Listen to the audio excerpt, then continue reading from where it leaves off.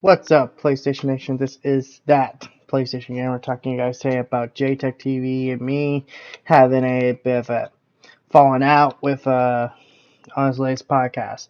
So, if you guys don't know, I've been on this podcast for about a month and a half, and I've always thought, some of the stuff Jay was saying behind the scenes was kind of, suspect because a lot of what he's saying to me was like, oh, PlayStation just needs to stay the course. They need to just not change at all. They just need to, you know, keep making games and that's it. And part of me was like, okay with that because for the most part, I kind of agreed with that. But then when I start thinking about what PC gaming could do for Sony, that's when I start thinking, wow, really, PC would actually be brilliant for Sony to go because A, their developers could actually make extra money, and B, they could actually appeal to a wider demographic of gamers outside of the ones they already appeal to. So when I, basically had this, awakening essentially, and as a guy who already kind of been on PC, most of my childhood, I gotta be real. I just couldn't put up with Jay's BS anymore because, while I still love my PlayStation, I still got my PlayStations here. They're very lovely consoles. I do think, they could benefit from going to PC. I think the brands could actually get stronger, instead of just staying, Sony only. They could actually appeal to more people outside of the PlayStation community that's already likes them. And of course, JayTech's got a problem with that. Of course, he's got a big problem with that. He thinks, PlayStation needs to not do day and date. And listen, I agree on day and date. I agree on that day and date thing because I think that's where Microsoft shot themselves in the foot. But I do think a year after the game's release, it should go to PC because it's just extra revenue. The games have already peaked in sales. Hell, just recently it was actually announced by Naughty Dog that Uncharted sold. Here's the funny part: the language they use, it didn't say sold. It just said play and downloaded 37 million times. And a part of me is like, okay, so is that sold or downloaded? Because here's the big difference: the Uncharted 4 is given away on PlayStation Plus collection, and I'm pretty sure it might have been given away a couple times, or at least once on PlayStation Plus in general. So are we counting that as a sale, or are we counting that as a download? Either way, it's still a good thing. I still think that's a good thing for Uncharted to hit. 37 million is a very good benchmark. I just wish that, it was more cleared up what exactly was going on instead of, kind of using the shady wording. But Jay's going to take that as sold. Yeah, part of, like I said, I just feel like that's a little shady, the language they're using, because then they're manipulating someone like Jay, who's, going to run with this narrative that Uncharted sold 37 million copies. That's not what they said. So yeah, after the podcast, I kind of tried to, you know, I guess I was trying to, defend myself, and I felt like, maybe I shouldn't have to defend myself.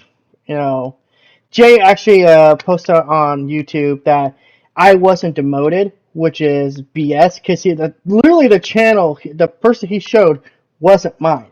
My picture on Discord is my face, made just with a jacket on and a different PlayStation hat on, and I think he's gonna try to maybe invite me onto other podcasts so we can hash this thing out. Jay, at the end of the day, I don't really want to associate you with you, dude.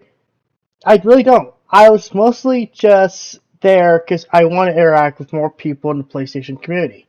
And much as I hate to admit it, you do appeal to a lot of die-hard PlayStation fans. I just wish that more PlayStation fans could open their eyes and realize this whole PC thing is actually a good thing for Sony in disguise, because this means they actually will get, opportunities to make more money, and more money they make, maybe more sequels to franchises we see. But of course, Jay's logic simply is, well, that's not guaranteed. Well, shit, Jay, nothing's guaranteed in this life. Doesn't mean you shouldn't take a risk. If you feel like, this is a good business opportunity, maybe you should take the chance. Maybe you should roll the dice. Never think twice. If you know that reference, so congratulations.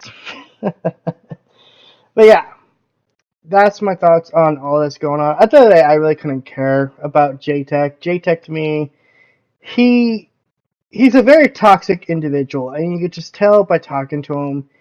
You know, after the shit I looked up about him, mm, Jay, I don't know how the hell you were ever welcomed back into the PlayStation community. I would have never welcomed you back after the stuff you did with women. Let's just say that much.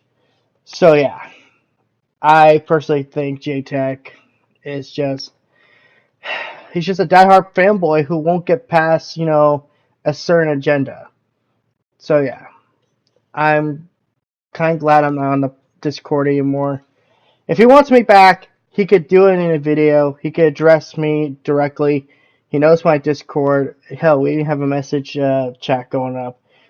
But I'm not going to just pop back up and be like, yes, Master Jay, take me back. Because, Jay, you need to explain yourself. And also, the fact you get so upset at me saying that Killzone 2 was a tech demo is hilarious. Like, seriously, hilarious. And, Jay, I hate to tell you this, buddy, but it kind of was. It was showing the power of the PS3, showing what the six axis can do. It was a bit of a tech demo. Not 100% a tech demo, more of a showcase of anything. But, come on. Wake up, smell the roses. Don't get so salty when someone makes a small mistake like that. It was a showcase, not a tech demo. I'll say that much. So, until next time, guys, this is That PlayStation Gamer. Sign out. Don't be like Jaytech. Embrace new ideas, because new ideas can actually lead to better results. That means companies like Sony will make more money. Peace out.